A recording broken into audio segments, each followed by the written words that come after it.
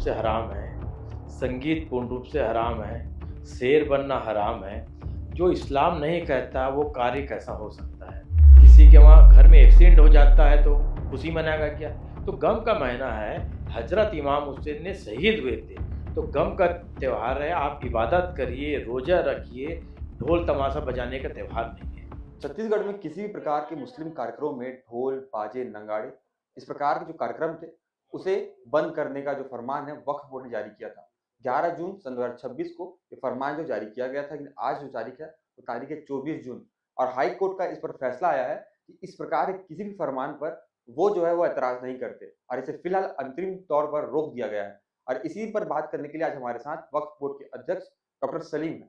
इनसे बातचीत करते हैं, पूरी घटना को जानते हैं। सर नमस्कार, सबसे पहले तो आपका सीधी भाषा में स्वागत है। धन्यवाद, धन्यवाद। हाई कोर्ट का फैसला आया है, उन्होंने कहा है कि इसे जो है अभी फिलहाल रोक दिया गया है और आपने एक फैसला किया तो 50,000 रुपये जुर्माना भी लगेगा। कैसे देखते हैं, ऐसे आपकी क्या प्रक्रिया होगी आगे? नहीं, माननीय उच्च न्यायालय को ठीक लगा, वो अपने हिसाब से फैसला कर दिए है। उसके खिलाफ हम सुप्रीम कोर्ट में जा चुके हैं कि चूंकि इस्लाम में डीजे पूर्ण रूप से हराम है, संगीत पूर्ण रूप से हराम है, शेर बनना हराम है। जो इस्लाम नहीं कहता वो कार्य कैसा हो सकता है? और चूंकि वक्फ बोर्ड का अधिकार क्षेत्र है, धारा 32 में क्लियर लिखा है कि चूंकि हमारी निगरानी समिति है, हमारी निगरानी समिति गलत कार्य करेंगे तो उसको सजा भी दे सकते हैं, गलत करेंगे तो उसको जुर्माना भी कर सकते हैं और उसको समय आने पर हटा भी सकते हैं। ये हमारा अधिकार क्षेत्र है। क्योंकि न्यायालय का फैसला आया है तो ठीक है। बाकी इस्लाम में कहीं नहीं है कि डीजे, ढोल, बाजा बजाने का। जो चादर निकाली जाती है, चादर निकालने के बाद 2-2, 3-3 घंटे नेशनल हाईवे जाम हो जाता है। तो इस्लाम तो इसकी इजाज़त नहीं देता है। इस्लाम में तो कोई पड़ोसी को तकलीफ नहीं होना चाहिए, वो काम है। तो डीजे पूर्ण रूप से पाबंद लगना चाहिए। कुरान हदीस में कहा है कि आप नाज शरीफ से या कुरान की आयतें पढ़ते हुए जाइए, स्वागत है। तो आदेश आया है, उसका निराकरण कराएंगे। जी बिल्कुल नहीं, इस प्रकार से कोई आप आदेश देते हैं, आप एक संवैधानिक पद पर बैठे हुए हैं, तो आपने सारे आदेश देने से पहले अपने धार्मिक गुरुओं से बातचीत की, समाज के लोगों से बातचीत की, बात इस निष्कर्ष से पहुंचे या सिर्फ आपने ये निर्णय ले लिया? नहीं, बहुत बढ़िया क्वेश्चन है। क्योंकि मैं इस्लाम का उतना जानकार नहीं हूँ, जी। मैं एक राजनीतिक आदमी हूँ। इस्लाम के जानकार जितने मौलाना, बुद्धिजीवी, उलमा, सब लोग से चर्चा होने के बाद यह तय किया गया कि साहब जो इस्लाम में जायज़ नहीं है, ये गैर जायज़ काम को आप पूर्ण रूप से पाबंद करिए। उनके द्वारा पत्र दिया गया, पत्र के माध्यम से हम समस्त मस्जिद कमेटी को पत्र जारी किया और कोई आदेश नहीं किया था।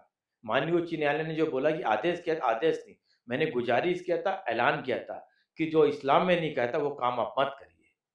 जी बिल्कुल। अब कुछ दिन बाद मुस्लिम समुदाय में, समाज में बहुत बड़ा त्यौहार आने वाला है, मुहर्रम का त्यौहार। उससे ठीक 2 दिन पहले इस प्रकार की जो आदेश आ रहा है, इसको आप किस प्रकार से देखते हैं और क्या इसका प्रभाव पड़ेगा समाज पे? नहीं, समाज को पता ही मुहर्रम क्या होता है। मुहर्रम एक गम का महीना है। उदाहरण के लिए किसी के पिताजी का घर में देहांत हो जाता है तो ढोल ताशा बजाएगा क्या? किसी के वहाँ घर में एक्सीडेंट हो जाता है तो खुशी मनाएगा क्या? तो गम का महीना है, हजरत इमाम हुसैन ने शहीद हुए थे, तो गम का त्यौहार है। आप इबादत करिए, रोजा रखिए, ढोल तमाशा बजाने का त्यौहार नहीं है। जी बिल्कुल। तो अब इस पर तो हाई कोर्ट ने एक फिलहाल जो है रोक लगा दी है। तो क्या आप इसे आगे लेकर सुप्रीम कोर्ट में जाने का विचार कर रहे हैं? नहीं, सुप्रीम कोर्ट में आज चालान पेश हो गया होगा संभवतः। सुप्रीम कोर्ट भी गए हैं और अंतरिम फैसला है।